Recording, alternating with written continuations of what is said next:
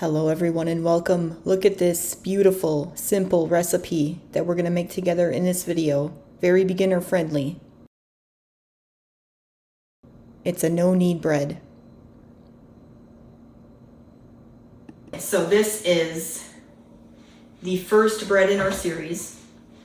We're going to be building our skills after this. This is again, no-knead bread, which means you don't knead it. As in K-E-N-E-A-D. Knead it. You might N-E-E-D it. I know how that feels. So if you haven't seen my intro video about basics of bread making, which is the first one I'm putting in this series that has all the kind of background information you should know before you start baking bread, and you're a beginner, I highly suggest you watch that video first. That one. But anyway, so in that video I talk basically that I am going to go through first a couple recipes from this book that I have. Let me show you. From this book that I have gone through over the years myself to learn how to make bread.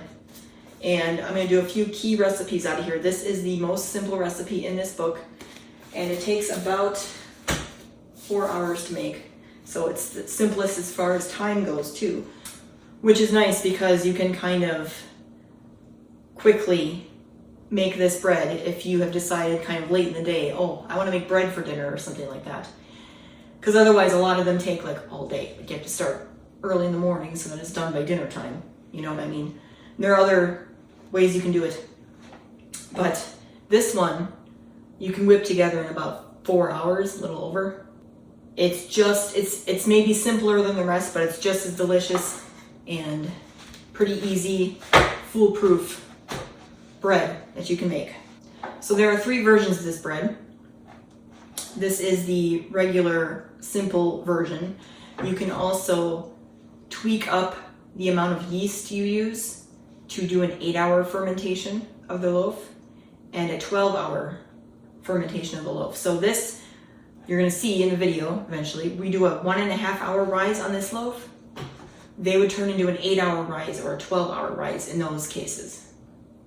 But you would use less yeast, so it would take longer for it to get to that point, if that makes sense. So the difference between those recipes are this one, you're using 8 grams of yeast. The 8-hour fermentation, you're using 3 grams of yeast. And the 12-hour fermentation, you're using 1 gram of yeast. So if you do the 8-hour fermentation one, the 8-hour rise, which you would do, let's say if you work outside the home for about 8 hours, you could do that. So you would start it in the morning, or depending on what shift you work, before work. And then when it's in its rising period, you let it rise. And then when you get home, you'll be able to continue making the bread from there. Or you can just do it at home if you want to do it that way. You can do it overnight. You can also do the 12-hour fermentation overnight too, depending on when you want to start. You can kind of figure that out.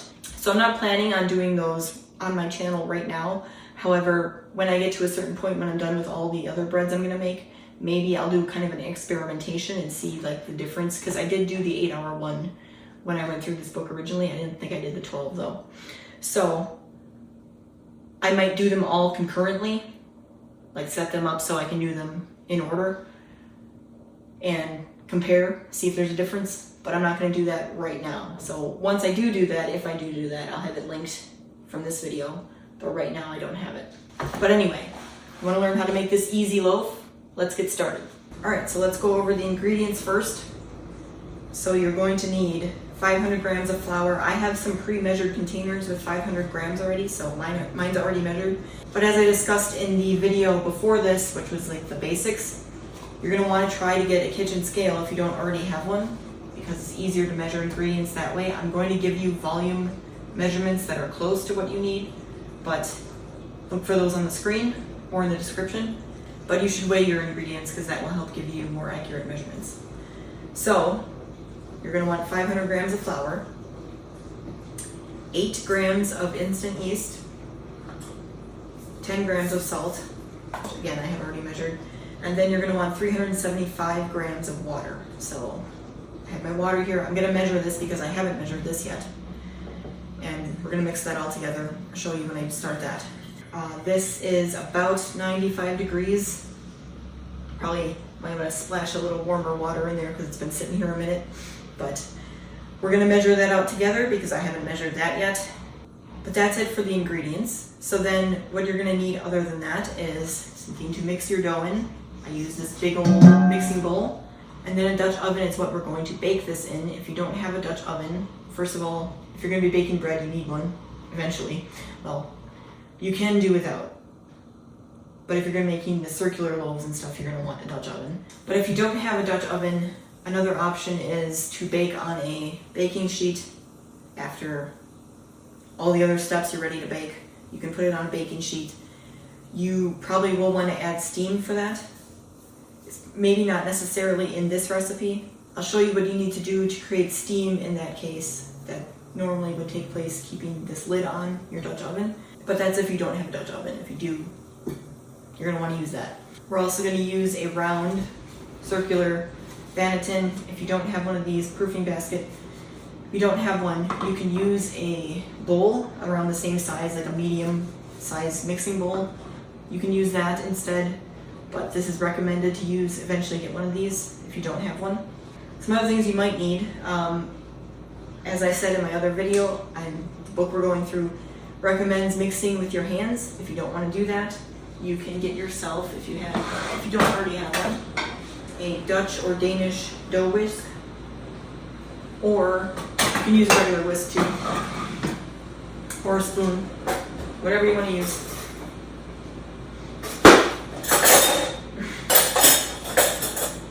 Whatever you want to use, but you need something to mix the dough, something that's going to mix a large amount of dough.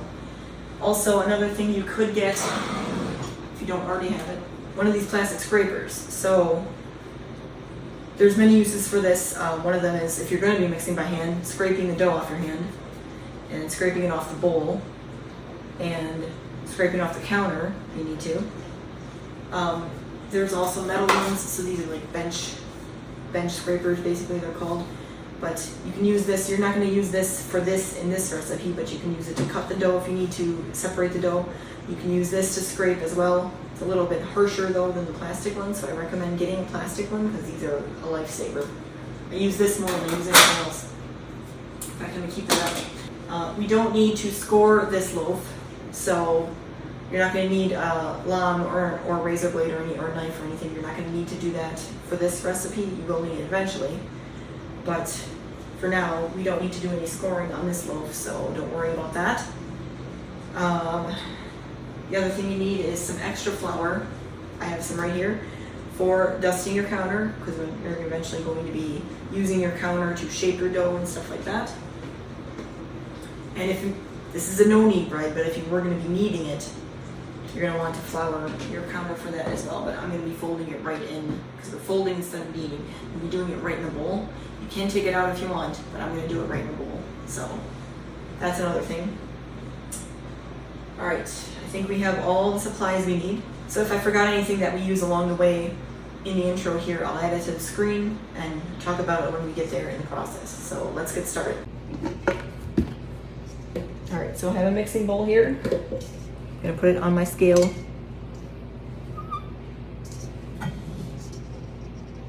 You're not gonna be able to see the numbers, unfortunately, but I'm gonna start my scale up and get it tiered with the bowl on. And now I want to add 375 grams of water.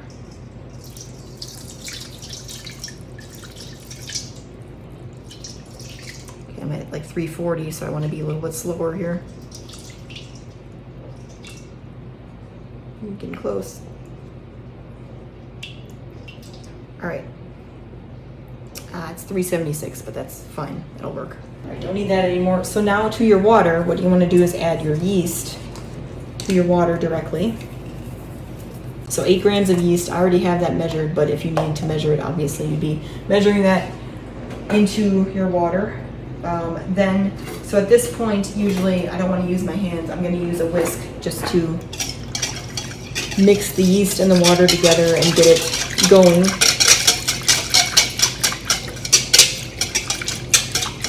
Get it mixed in there. There's going to be some bubbles on the surface. That's what you want, but you want to let it rest a little bit together to get the yeast really working with the water. So now I'm going to add my flour, and again, I pre-measured this 500 grams.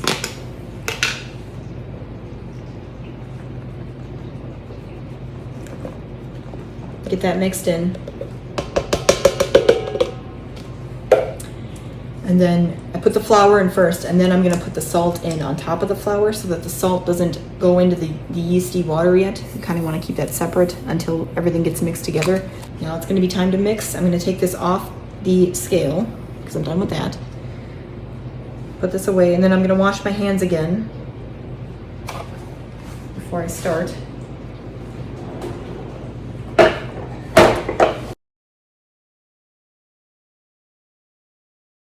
Let's get started on the mixing. So I'm going to use one hand because I don't want to get both of them dirty, but I'm kind of mixing this around with my hand, trying to get all the ingredients incorporated together, get the flour off the side of the bowl, so otherwise it's not going to get put in your dough.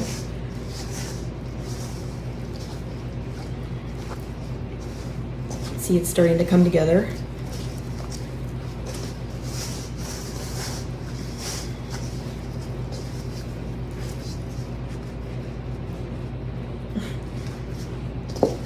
Going to be very sticky at this stage.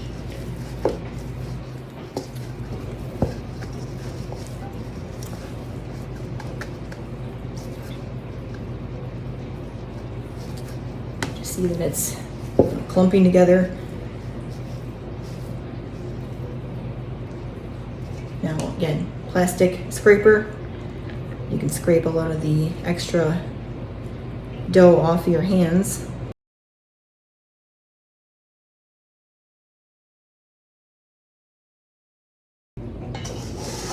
And I also want to scrape some of the extras off the side here. I do have some more flour that didn't get quite incorporated in, so I'm going to scrape that in and kind of mix it in with this real quick here. Not that you need every last drop or crumb.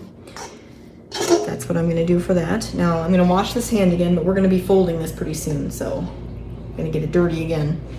I'm going to wash this too.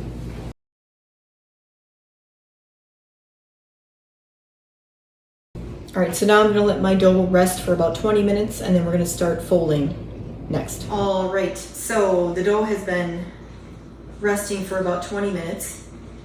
Now we're going to do some folds. So I'm going to show you how to do that, because that's how you're going to build up your gluten network in your bread, because again, you're not kneading, so otherwise it's kind of a blob of dough right now. So you want to create it so it has some shape and some kind of muscle to hold itself together.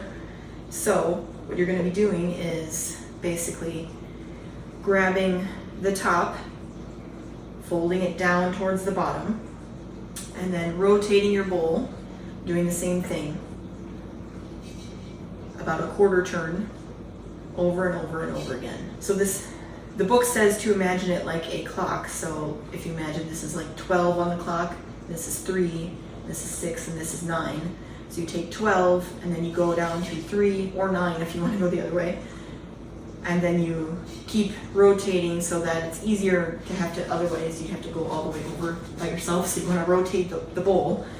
So 12 and then 3 and then 6 and then 9 again, and then you're back to 12, because you want to do it at least 2 or 3 times around the clock, and you'll start to see, like as you keep folding, it starts to already get a little bit stronger with each fold. So it recommends 2 to 3. I usually do 3. If at the end of 3, for some reason, if my dough looks like it's still kind of falling apart and not really holding itself together, I'll do another 4th one around the clock. So let's get started. We're starting with 12 here. Now also, you can use your hands to do this. You can also use your scraper to help you. So I'm going to actually use that, especially in the beginning, because it's harder. So I'm going to kind of dig under here and fold this over this way, and kind of flatten it out. And then this way, and then this way, and then this way. Now I'm going to use my hands. Kind of stretch it out, because that's part of what you want to do, is stretch it and then fold. Stretch it again, fold. stretch it again, fold, stretch it again, and fold, and then one more time. Stretch, fold, stretch. You see it's getting pretty hard to handle at this point. It's hard to stretch. And then stretch, fold, and then one more. That will give us 3 folds around the clock. Stretch, fold. All right, so now I'm gonna let this dough alone, let it rise for an hour and a half. Now you wanna cover it with something. I have a cover for my mixing bowl, but if you don't, you can cover it with like plastic wrap or you can cover it with a towel, kitchen towel. This one is clean. I would just put it over like this. Or I do have special, I showed you these in the other video, the intro video that I did. I have some special like tea towels that I prefer to use if I'm gonna use a towel. I'm gonna use one later when I let it proof, which I guess was one of the supplies that I didn't mention. But I'm gonna take this out and just cover your dough. Just make sure it's covered in some way with something clean. So we'll use this later. I'm gonna use this for now and just let it sit for an hour and a half, and we're gonna see the difference. What it looks like now, it's gonna double in size. So come back in an hour and a half. All right, so it's been like an hour and a half. Let's see what the dough looks like. First, a reminder of what it used to look like. And now, moment of truth. It's beautiful, isn't it? So now what we're gonna do is take this out. I'm gonna flour the counter, put it on the counter, and then we're gonna shape it. Show you how to do that. And then we're gonna flour this. And again, if you don't have one of these, you can use a bowl. I highly recommend getting one of these though. I'm gonna put our dough inside here to proof for another hour and a half. So let's get started with that. Again, very good idea to have one of these. I'm going to just try to separate it from the sides here so it doesn't stick too much. The bottom, and just kind of roll it out like this. Now I'm going to be done with that. I guess you can use this too if you want to shape. So to shape the dough, it's kind of similar to the folds we were doing earlier, but we're going to take the top here from wherever, you know, however it landed on here, and just basically take it down to the middle, not all the way to the bottom. And then you're going to take the bottom and bring it all the way to the middle where these kind of meet, like this. And you may want to pinch it together a little bit so it kind of stays. And then you're going to do the same thing one more time. Bring the top down, turn it, bring the top down, which was like the right, and this left side, which was the bottom, which used to be the left side, and bring that up. Also to seal it like that. All right, so if your dough seems like it's nice and together, you can leave it. You can also do another set of folds if you feel like it's not really keeping its shape. All right, now I want to flour this as well.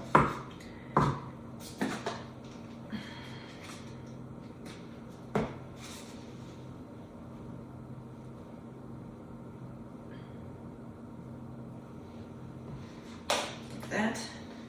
And now you want to take this, so the seam is up right now, you want to keep it that way, and put it in this little bowl here. And we're going to let that proof for an hour and a half.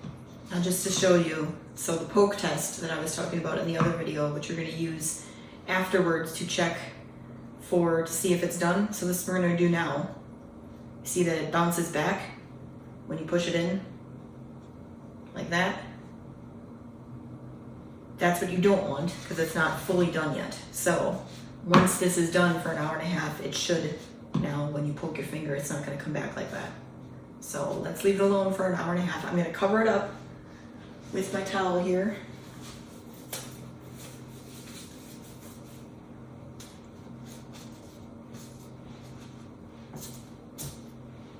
I'm just gonna leave the flour on the counter for now. So we're gonna leave that for an hour and a half and see you back when that's done. All right, one more thing. So while your bread is proofing in its proving basket or bowl, whatever you're using, you wanna preheat your oven, but you also, if you're using a Dutch oven, you wanna also put that in the oven as well. Let it preheat. I'm gonna preheat to 475. So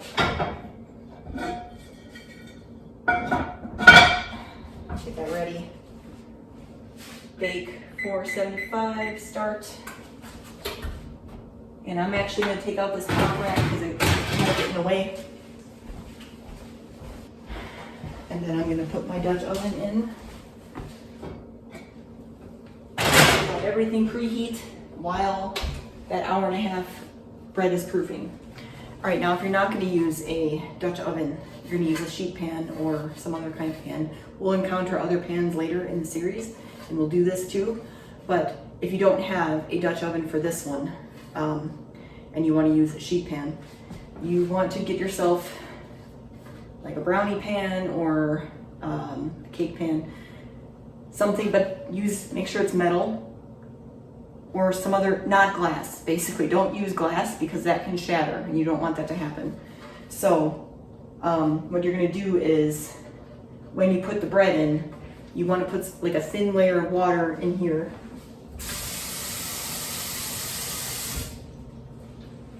Like so. And you're gonna put that in underneath your bread, and that's gonna create steam. So when we get to baking this, which we will eventually, when it's done proofing, you're gonna put, when you're using a Dutch oven, you put it on with the lid on for 25 minutes, and then you're gonna take the lid off to let it brown the rest of the way. So the reason you have the lid on is to keep some steam inside your Dutch oven, and that will help your bread rise a little bit. So when you're not using a Dutch oven, you want to use something that has steam. But anyway, so in this case, if you weren't using a Dutch oven, you're going to use this method for steam. You're going to put this in very carefully with the water into your oven when you put the bread in. And then when that 25 minutes are up, when you would normally take the lid off, you're going to take this pan out of the oven, and then, you know, if you're not using it again, you can pour it out or whatever, but just be careful, it's going to be kind of weird. You don't want to burn yourself, but you want to take the steam out at that point, and then for the rest of the time, just let it cook. So if you don't have a Dutch oven, that's what you should do. And if you do, then you don't need to worry about this. You're just going to use your lid. All right, so it's been an hour and a half proofing, as you can see, much bigger than it was. And now I'm going to do the poke test. Yeah, see the indent is staying when I poke my finger in. So you see the difference from before when I poked it, and it didn't stay like that. So that means it's done. We got a big old bubble here too. You can keep that in there if you want. I actually like the open crumb. That's gonna give you kind of holes in your crumb, which is the interior part of your loaf. All right, anyway, so the oven is ready. It's been at 475 for a bit now. And Chazzy is here, my cat. I'll give you some food in a minute, okay? Let me get this bread in the oven, and I'll get you some food, okay?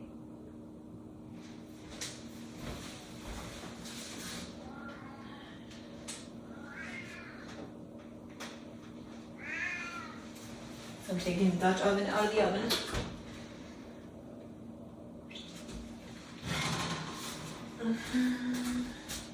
Close that back up so I don't lose too much heat. And then, well, let me take the lid off. Let me take the lid off. So, this is in here upside down technically, so we're gonna flip this over and stick it in. Now, it's recommended you use parchment paper in the book, or if you have like a silicone thing, which is really the only one I would use. I'm not big into parchment paper. I don't know what it is about me, but I don't like parchment paper, so I don't use it. I don't use anything actually right now. I mean, the only thing I might use is those little like proper, like reusable silicone things. So maybe someday for me, but I'm gonna plop mine right in here without any parchment paper at all. That's what I do. But if you want to, you can flip it out onto your parchment paper and then put it in the Dutch oven. So, got our nice little shaped loaf. I'm gonna plop it right in here, like that. A little violent, but works out. So now I'm gonna put this in the oven. I want the lid on. I'm gonna cook it for 25 minutes with the lid on.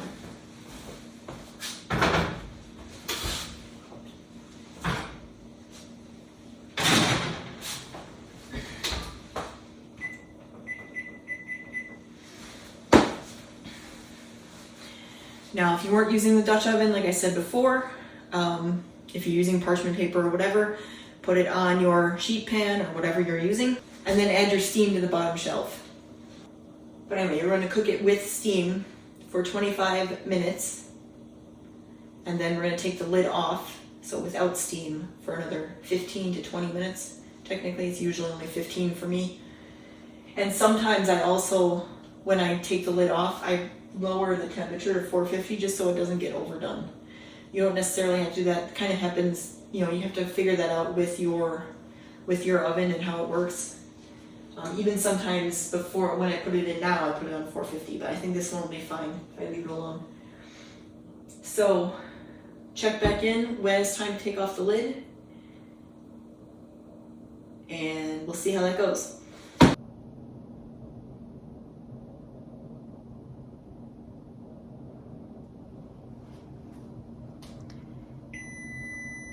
All right, let's see what that looks like so far. I'm gonna take the lid off.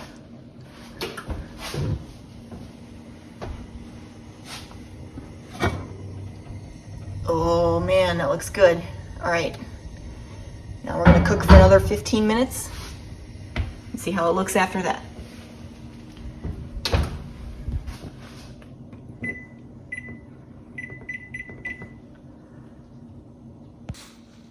It smells really good in here right now. I'm waiting for the final loaf. It's almost done. It's got a little over 5 minutes. Oh, it smells good in here. Nothing like fresh baked bread. All right, you ready? 10, 9, 8, 7, 6, 5, 4, 3, 2, 1.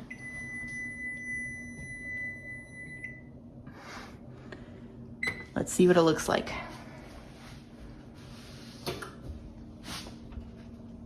Ooh, look at that. Look at that. Not bad for a no-knead bread. All right, let me pull it out. Here we go.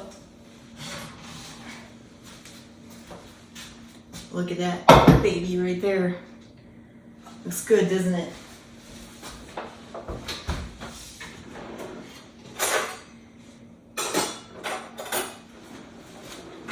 The only bad thing about not using parchment paper is I have to kind of scoop this out with a spoon. Probably should have. There we go. So I use this bread cutting board as my cooling rack as well, because it lets air flow underneath. So I just double it up that way.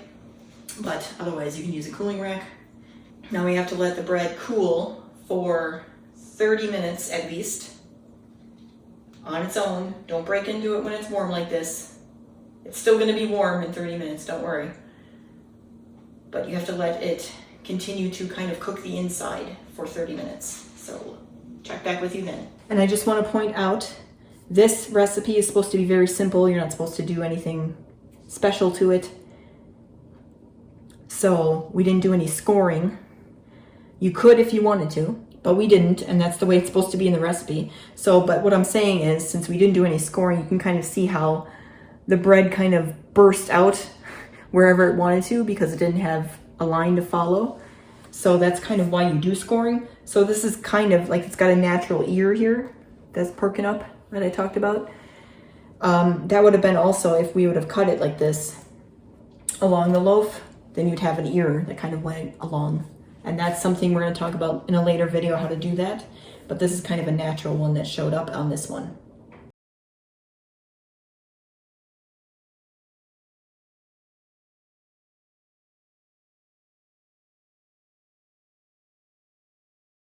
All right, it's time.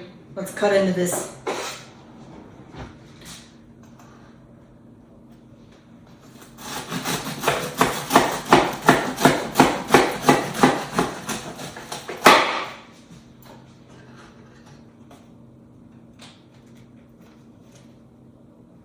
What do you think? Obviously, the more complicated breads get a little more, fancy in the middle, but this is what it looks like inside. It's nice and spongy, but not like overly spongy, and solid. Here's a nice view here too as well. I actually should have done this before I cut into it, but one of the things you're supposed to look for is kind of a hollow thump on the bottom of your loaf. That way you know it's cooked all the way. But like I said, I've been doing these breads lots of times already, and I have the cooking times pretty much set, at least for my oven. So I don't really check that anymore. But if you want to check to see if it's done, you kind of turn the loaf over and give it a little knock, kind of like how you would try to find a stud. So that's how you know it's kind of done. But keeps its shape pretty well, nice and firm. That's what you're looking for, especially for this loaf. So let's cut in a little more. Let's get some slices going here.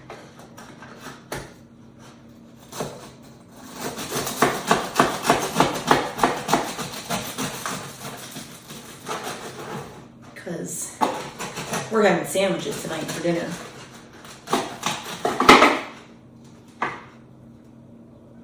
Look at that. A nice slice of bread right there. Look at that. It's still kind of warm. But that's what I'm looking for here. So let's keep cutting. Alright. This one got a little messed up.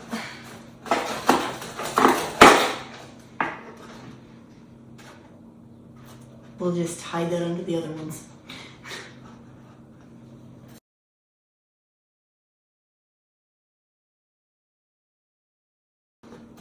I'm gonna make some snacking pieces out of this end. In fact, I'll do a taste test in a minute. Now, another way you can cut this too is you can cut this in half. Makes it a little easier. And then make little half pieces.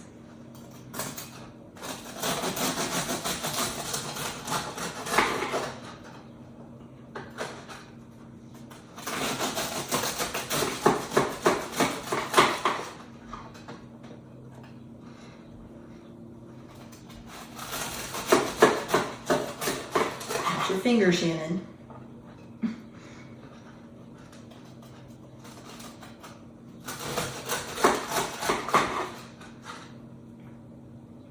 I'm gonna make these little snack pieces. We're always snacking on it, so.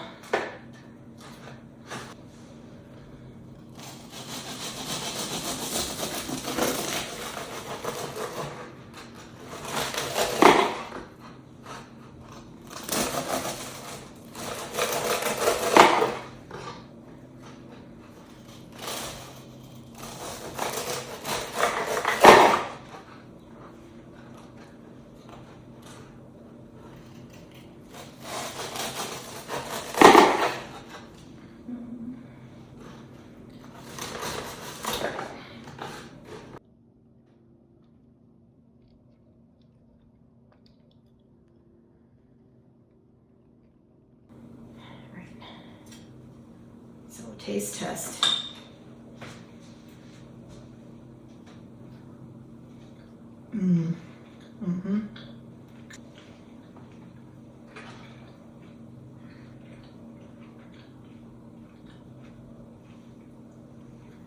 Alright, so for the bonus, I want to give you a look back at my bread that I made when I first started going through this book 3 years ago in 2021. So this was January 2nd, 2021. I made my first no-knead bread. Me and my husband actually both made together this one. And we both skipped a step, as you'll see in a post coming up. We actually forgot to proof the bread, and that's why it turned out kind of flat and weird. But that was our first attempt. So this is our second attempt, week 2, and this one turned out a little weird too, but a little bit better than the week before. And then we went back to the no-knead bread in week 22, as you see in May. And you can see the clear difference in the amount of skills that I had developed in that time. Still being a beginner though. And that's kind of my point of posting this. I want to show you that if you're just starting, you're probably going to make some mistakes in the beginning and things might not turn out perfect. And even as you gain skills, they don't turn out perfect every time. You just have to kind of develop your skills and go with the flow, and eventually you'll get there. You'll make some great breads. And now here are some bloopers for you.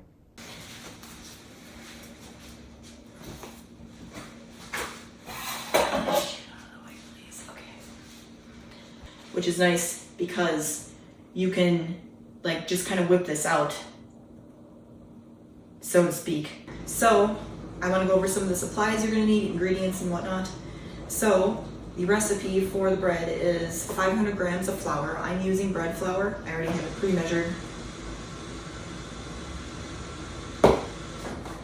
Can y'all shut up? Don't mind me, I'm just yelling at my fridge. Totally normal. Put it on your sheet pan or whatever you're using, and then add your steam to the bottom shelf. Whoops. Now I'm gonna get this side. Which way did I cut this? Hold on a second. That, isn't it? Yeah.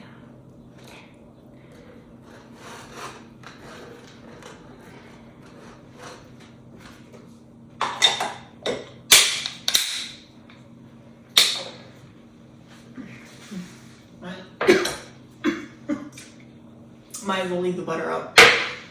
We're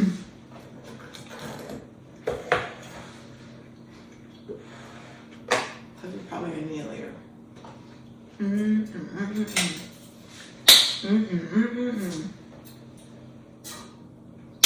All right.